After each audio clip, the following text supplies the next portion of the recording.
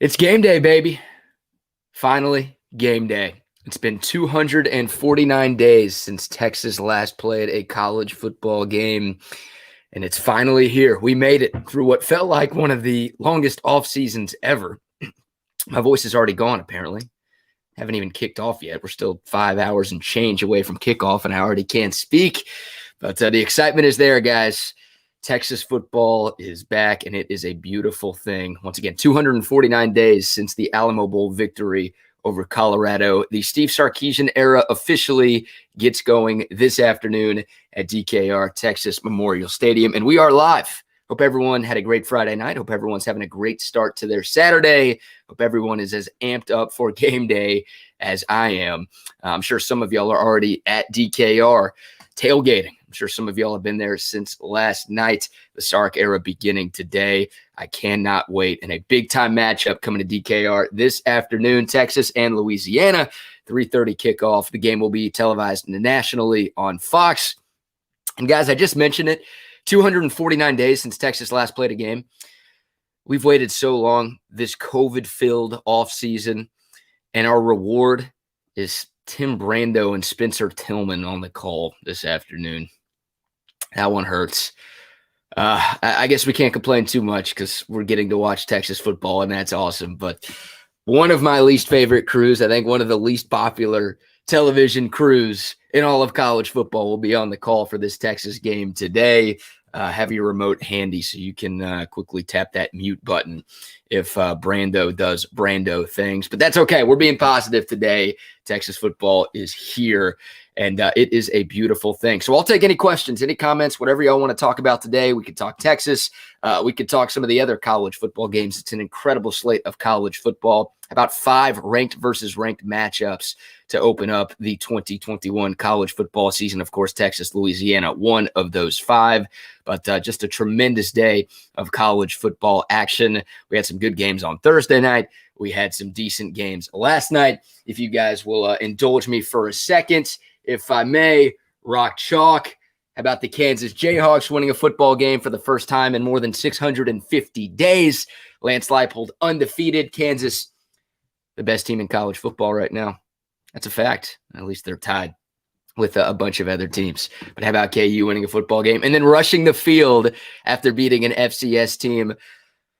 We've had it bad as Texas fans for the last decade, guys, but it hasn't been as bad as it's been up there. No doubt about that. But yeah, thank you all for that. Would I have rushed the field, been asked? Yes, 100%. I'm not mad at Kansas for rushing the field at all. Let those kids have some fun. Hopefully Kansas gets to the point where they're like winning games again and where they don't even have to consider rushing the field after beating anybody, let alone an FCS team. But yeah, wins are few and far between for that program. So I'm cool with it. Let the kids have some fun, man. Let the kids have some fun. All right, so let's get into this Texas game, guys. And, of course, the biggest storyline for today, what are we going to see from Hudson Card? What are we going to see from the quarterback position as a whole? Of course, Steve Sarkisian made the announcement last Monday. It was last Saturday in which Chip Brown of Horns 24/7 had the initial report that said that Hudson Card was going to start for Texas against Louisiana. Sark confirmed that on Monday, but he also said that both quarterbacks are going to play today. And he didn't really give a supreme vote of confidence to Hudson Card, right? He said both guys will play today, and then he also said we're going to reevaluate after this game. So all Sark basically told us on Monday was that Hudson Card is going to take the first series today against Louisiana, and after that, who the hell knows what's going to happen. Guys, my hope is Hudson Card doesn't leave the game until there are 5 minutes left in the fourth quarter and Texas is winning by 4 touchdowns. Like, that's best case scenario for me. Odds of that happening, pretty damn slim. But my hope is Hudson Card plays so damn well today and plays so damn well throughout the entirety of this season that Casey Thompson only sees the field in mop-up duty.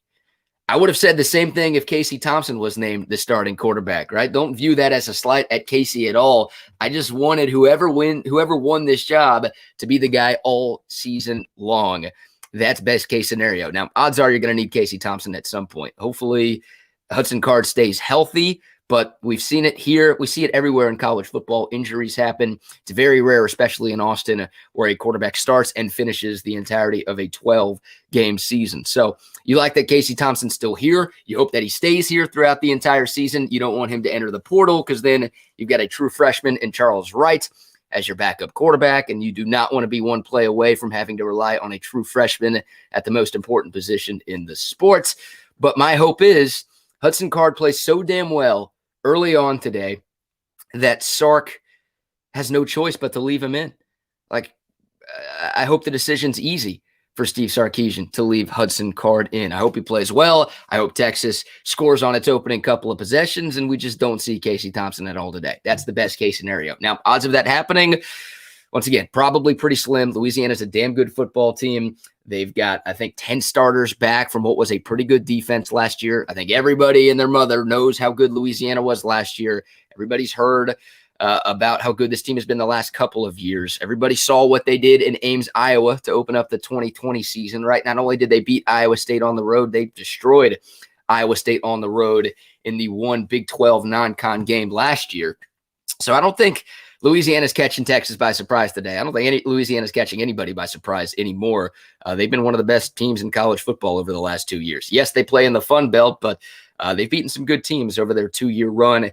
And Billy Napier, their head coach, is one of the hottest coaching candidates on the market right now. He turned down the Auburn job this offseason.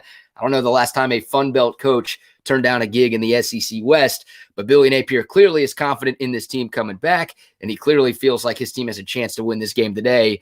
Otherwise, he wouldn't have taken that job, right? Or he wouldn't have turned down that job, I should say. He would have taken that job, but he thinks with the win today, he can get some better offers this coming off season. So Louisiana's good. Everybody knows that. A bunch of returning starters. They've got more returning production than anybody in college football. That defense is salty. They've got some good players on that side of the ball. They've got some Sunday players on that side of the ball. So look, Hudson Card has thrown 3 passes in his college career. He's never started a game at this level. Reason to believe there could be some struggles at this point, which means there's reason to believe that we might see Casey Thompson at some point. Now, the question is, if Card struggles and Thompson comes in and he plays really well, does Card see the field again? And then what happens beyond this game? Nobody has any idea. In Sark, we trust. That's how we have to handle this thing. In Sark, we trust. We know how good of a developer he is at quarterbacks. You know, I trusted him, and I do trust him that he made the right decision here, and I trust he's going to handle this thing pretty well. I don't think we have a choice at this point, but obviously the leash question is a big one with Hudson Card today.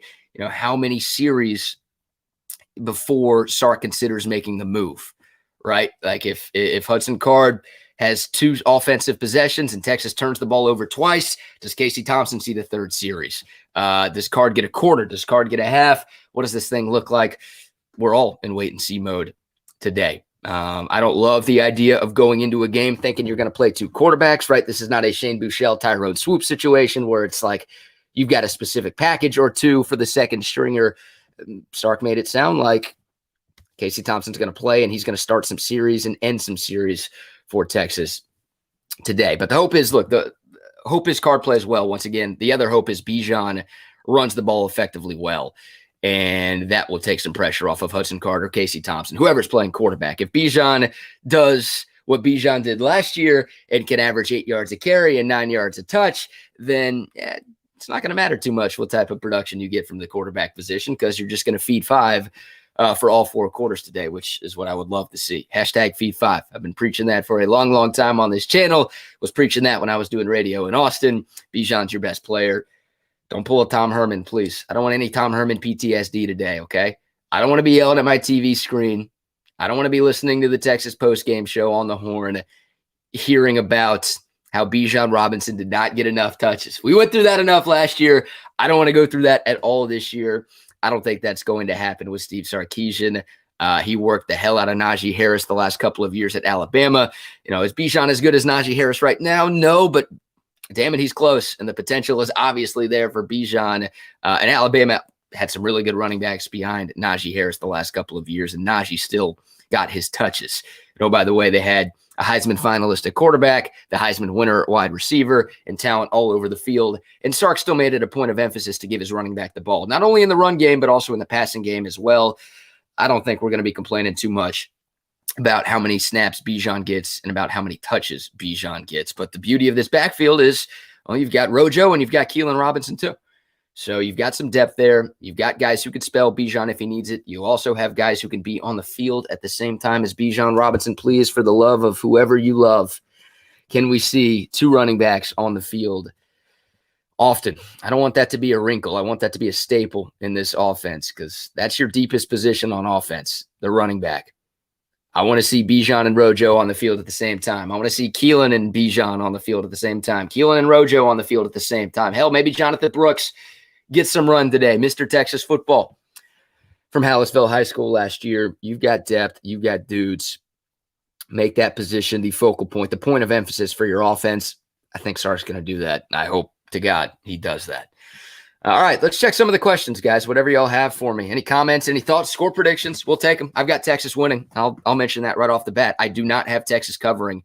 On the 1-0 podcast I recorded with Joe Cook yesterday. Make sure you check that out before game time today. If you haven't heard it yet, get it wherever you get your podcasts. I also tweeted it out at Brad Kellner too. So you could just follow the link there. 31-26 was my final score prediction. Texas getting the win, but Louisiana covering the 9. 26, kind of a weird number. A random hunch that Louisiana is going to somehow end up with 26 today. But look, this is a game you obviously would love to cover. You would love this to be an easy win, a stress-free type of win. We've not had enough of those surrounding this program over the last decade or so. So it would be nice to just really take care of business and look like a Big 12 team and make Louisiana look like a Sun Belt team. But once again, Louisiana is a different animal, and Texas has a lot of questions, new coaching staff, a bunch of roster turnover. I don't think it's going to be that easy for the Longhorns today. This is one of those games where you just take the dub. You just take the dub, all right? And then move on and get ready for a rivalry game on the road next week at Arkansas. Take the win however you can get it. Better to win ugly than to lose pretty. That's the goal today. Sorry for the Tom Herman mantra, but just go 1-0 today, baby. Just go 1-0 today. Louisiana's a good team. That would be a quality win for this Texas team, regardless of what Vegas thinks of this thing. All right, let's scroll through some of the comments. Appreciate the love, guys. Appreciate y'all stopping by. Please like this video if you haven't yet. Please subscribe to this channel if you haven't yet. I assume if you're watching, though, you probably already are subscribed, so I appreciate that. I can't retweet my video links from the Horn anymore because I don't work there. Probably could, but I won't chance it. I won't do that, but that usually helped us get some more people in the chat room. So if y'all could spread the love and tell any friends that you have who are Longhorn fans to check this out, I'd appreciate it. We'll go until right around 11 o'clock. So I'm just like y'all. I'm amped up to watch college football all day long. So yeah, right before the top of the hour, we will wrap this thing up. But yeah, score predictions, questions, comments, whatever you guys have, please let me know. This channel is for y'all. Harrison in the building. What's up, Harrison? Better than Christmas morning. Yeah, now I hope we don't get cold. Yeah, Christmas morning for me is a little different than Christmas morning for you guys, but everybody's happy. Everybody's in a good mood on Christmas, and that's Chinese food and movies for my people. So that's a good day for me too. But yeah, this feels like the first night of Hanukkah for my fellow Jews out there. I'm excited, man. I'm always excited for Texas football. But anytime you've got a new coach, that obviously makes the excitement level even higher. This coaching staff is legit, man. I'm so anxious to see what Pete Kwiatkowski does with his defense, how multiple this defense looks today. This defensive line, we're all expecting big things from them this year. And usually when you've got an on-paper talent discrepancy like you'll have today, like Power 5 team versus G5 team, usually you notice that difference the most in the trenches, and I'm hoping Texas can win the line of scrimmage today on both sides of the football. Sark talked about that during his game week presser on Monday. The lines of scrimmage, look, I've preached it for years. That's the most important part of the game. That determines who wins at any level. If you can't win on the lines of scrimmage, you're not going to be successful in this sport. I don't care if it's college. I don't care if it's the NFL, high school, Pee-wee, whatever. You've got to win in the trenches, and hopefully Texas can use its size advantage and ideally its skill advantage to win in the trenches. Look, Louisiana, Billy Napier has always been known as a coach who has good running teams. Louisiana is losing its top 2 running backs. I should say they've lost their top 2 running backs from last year's team, but they've got their entire offensive line back. Levi Lewis, their quarterback, can run pretty damn well. He's a solid dual threat. Chris Smith is a decent running back, the guy who's kind of stepping in for Louisiana. The Texas defensive line, they need to play well today. They need to eat today. They need to win against that Louisiana offensive line, because if they do that, Louisiana's in trouble.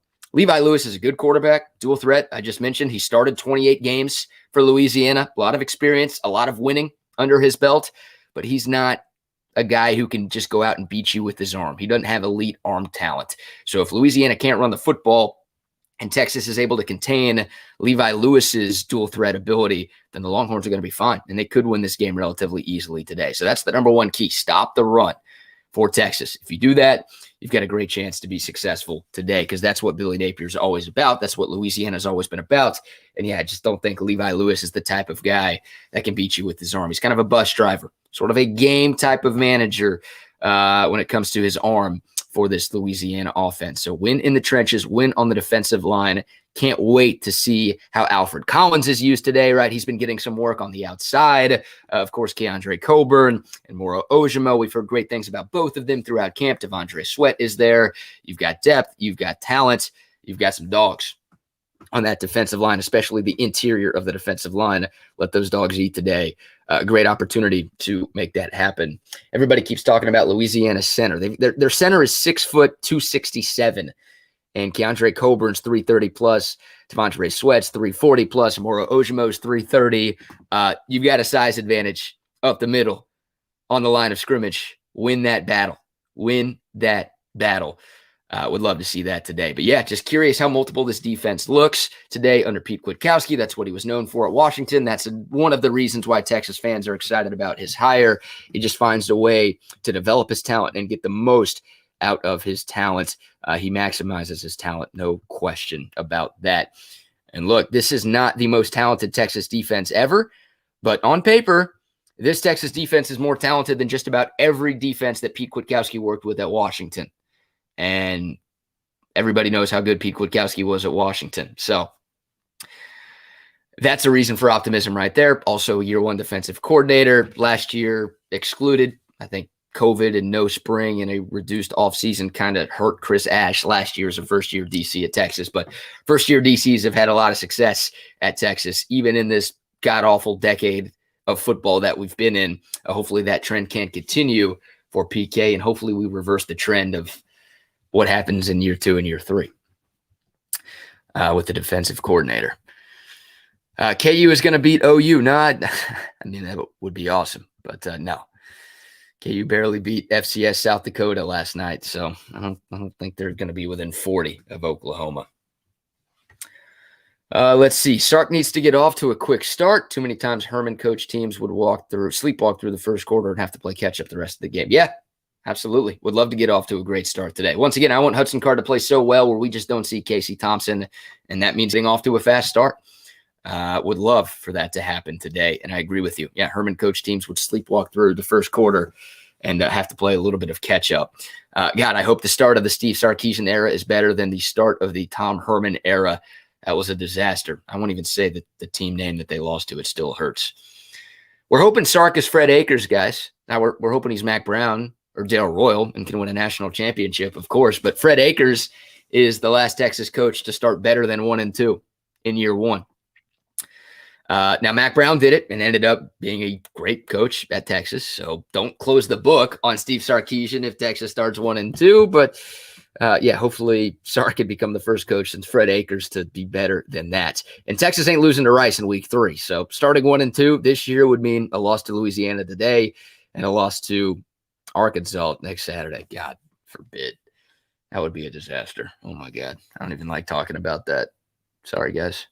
No bad vibes. No bad juju. Changing up the game day polo today, by the way. I've had the same game day polo since my freshman year of college back in 2012. I feel like I got to switch it up.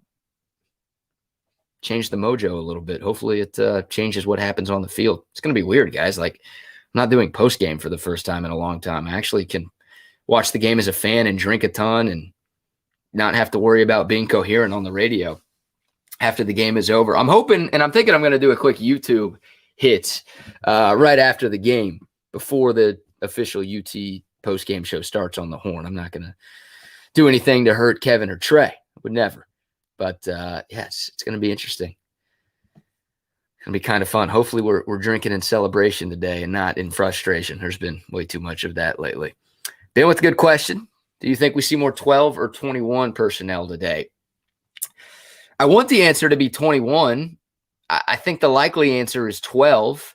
A lot of uncertainty in the wide receiver room. I think most people feel pretty good about the starters. I've got questions about the starters. I mean, you're starting a true freshman as one of your 3 starting wide receivers in Xavier Worthy. Heard great things about him throughout the course of the offseason. He's fast as hell, turned heads. Everybody's pumped to watch what he can do on game day, but that still makes me nervous a little bit. Jordan Whittington, the talent should be there. The potential is there. A 5-star out of high school. Pray that he could stay healthy.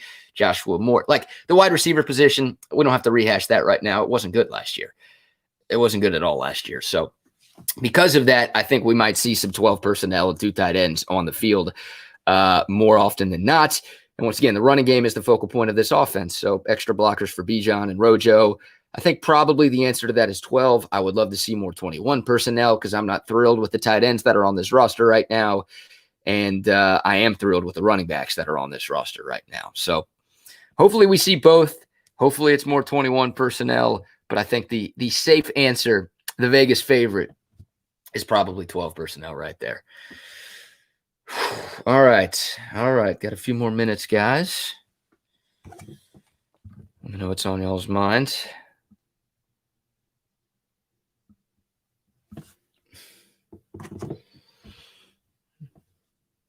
I hope Texas wins 70-0. Yeah, Texas Savage. That would be nice. Make sure y'all follow Texas Savage. Of course, follow all of the UT YouTubers. Everybody out there doing great work.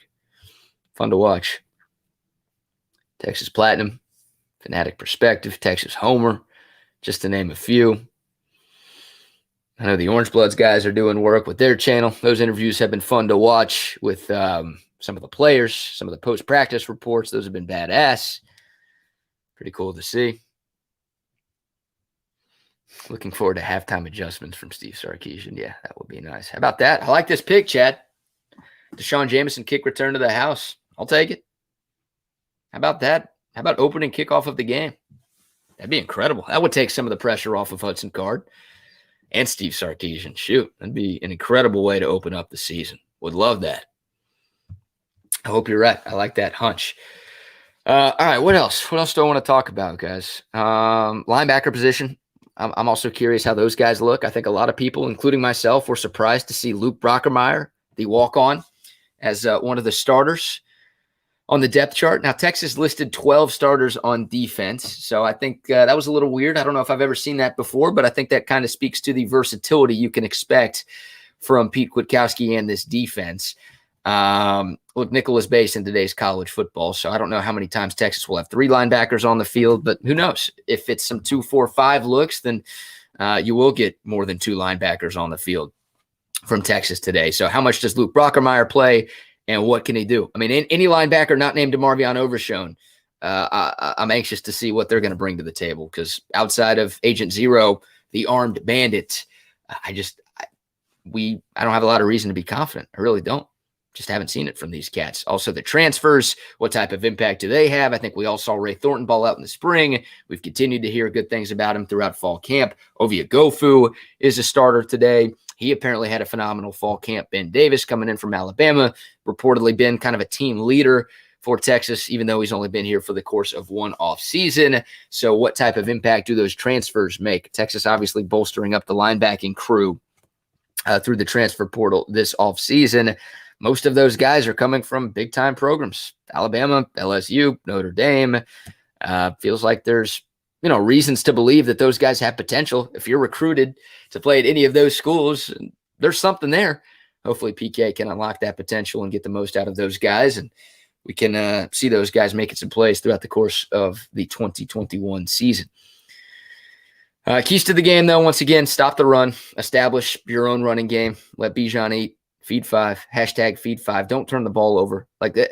Look, Texas ain't going to win the Big 12 if they don't have a good passing game. It's just not going to happen. I don't care how good Bijan is, but you can win the day with just protecting the football. Like, your passing game does not need to be elite. You don't need to be super explosive through the air to beat Louisiana. Would it help? Hell yeah, it would help. Of course, no doubt about that. But just be smart. If you're Hudson Card, be sort of a game manager. Don't turn the football over. That's why he won this job in the first place, right? Casey Thompson struggled with turnovers during fall camp. Hudson Card did a better job protecting the ball. That's what you want from any quarterback, any offensive coach, any coach at all will tell you they want their quarterback to not turn the football over. But when your running game is as good as Texas's run game is, you really want to protect the football and let your running backs eat. So be smart with the football. It's kind of Captain Obvious. Win the turnover battle today, and you should be in good shape. All right. Am I going to Arkansas next week? Game time decision. Game time decision on Fayetteville. If Texas wasn't joining the SEC, I would 100% be going to Fayetteville next weekend. But now that I know Texas is going to be playing in Fayetteville a lot over the next few years, I might wait for a better game or a more exciting game. Like when both teams are really good, or just when Texas is really good. Maybe Texas will be really good. And I'm not that worried about Arkansas right now. After today, if something bad happens at DKR, maybe I'll be a little bit worried about Arkansas. But Louisiana is better than Arkansas. I feel better about next week than I do this week right now. No, it'll be a hostile environment. We'll obviously talk about that game on this channel throughout the course of next week. But yeah, game time decision on Fayetteville. I've got some buddies going. Just have to decide if I want to spend a weekend in that town.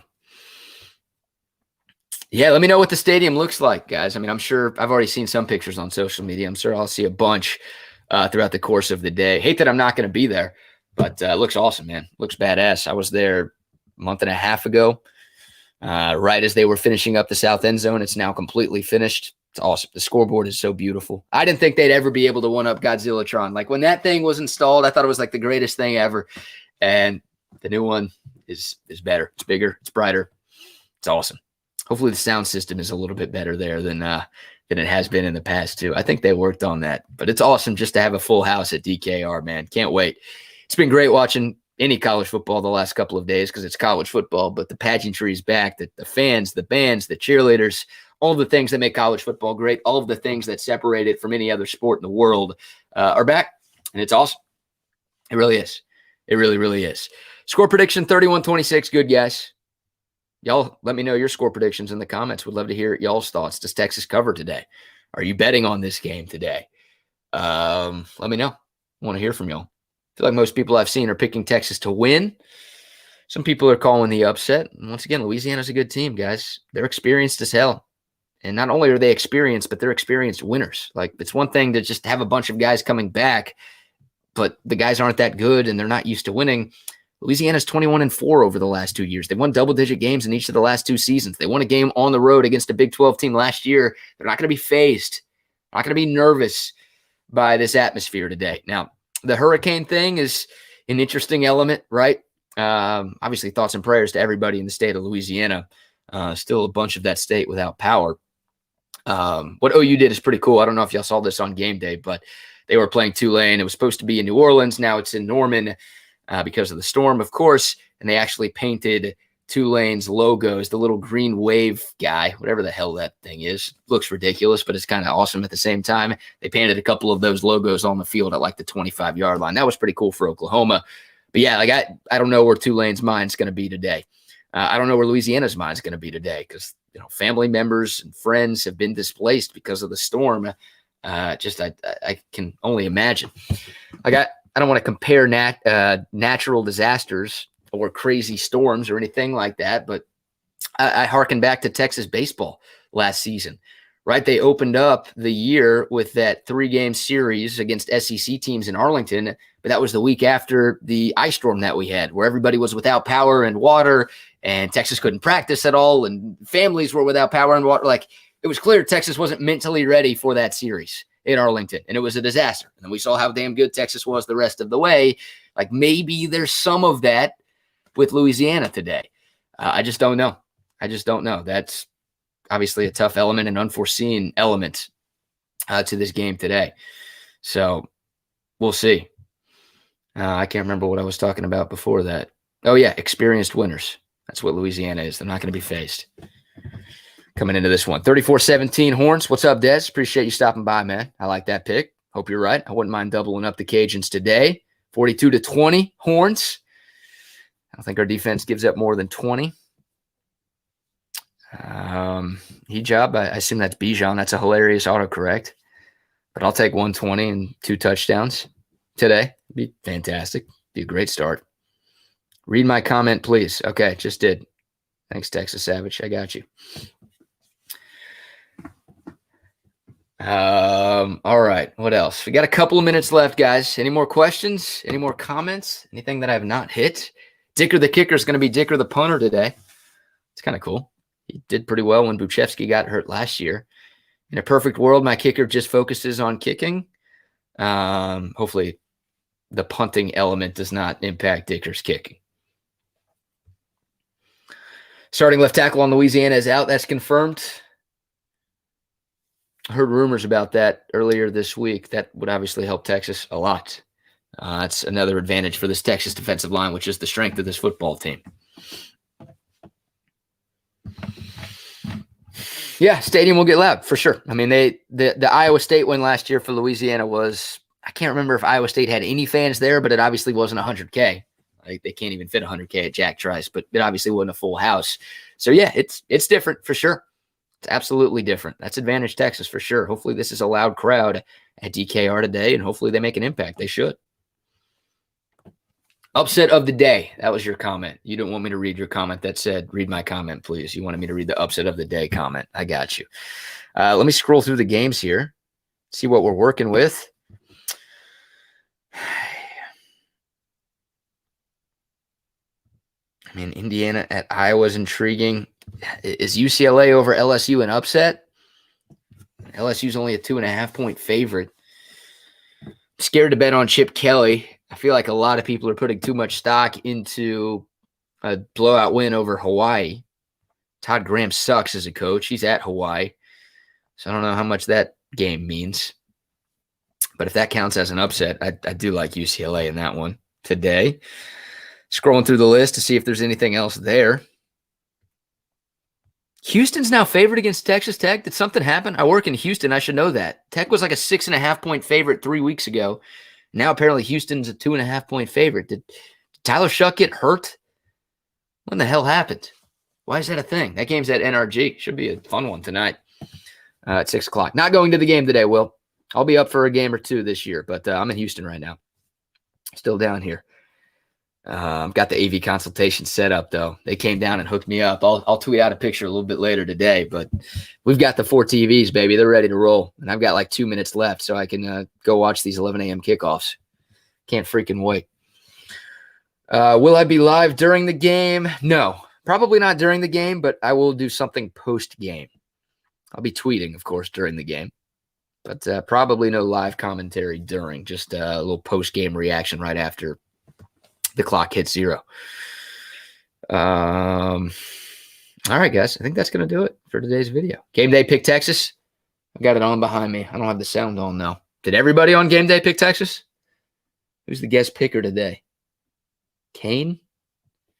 It can't be Evander Kane, the hockey player, who's in a weird domestic situation with his estranged wife. If you guys haven't read that one, check that out when you have some time. That's juicy and bizarre. It's Kane Brown, it looks like. That's probably who that is. Thank you, guys. All right. I think that's going to do it. Appreciate the love. Thank you all for watching. Thank you all for the continued support. Please like this video if you haven't done it yet. If you're not watching this live, well, this is probably an outdated video, but thank you. Please comment below if you want me to answer any questions about Texas football. But once again, we will do a post-game chat, and we'll continue to post Texas Longhorn content on this channel. So subscribe and tap that notification bell if you haven't done so yet. Once again, Last Stand Hats, today's video sponsor. I shouldn't say once again. I don't think I've mentioned them yet. But BK10 at checkout to get 10% off your purchase from laststandhats.com. Get you one of these all gas, no brakes hats if you don't have one yet. The Sark era begins today. Can't wait, guys. 4.5 hours till kickoff. It is a beautiful thing. Texas football is here. Hopefully the Longhorns can start 1-0. Love it. College football is here, guys. All right. Appreciate the continued love, the continued support. Thank y'all as always for watching. Until next time, until later today, y'all stay safe, y'all stay healthy, and hook 'em.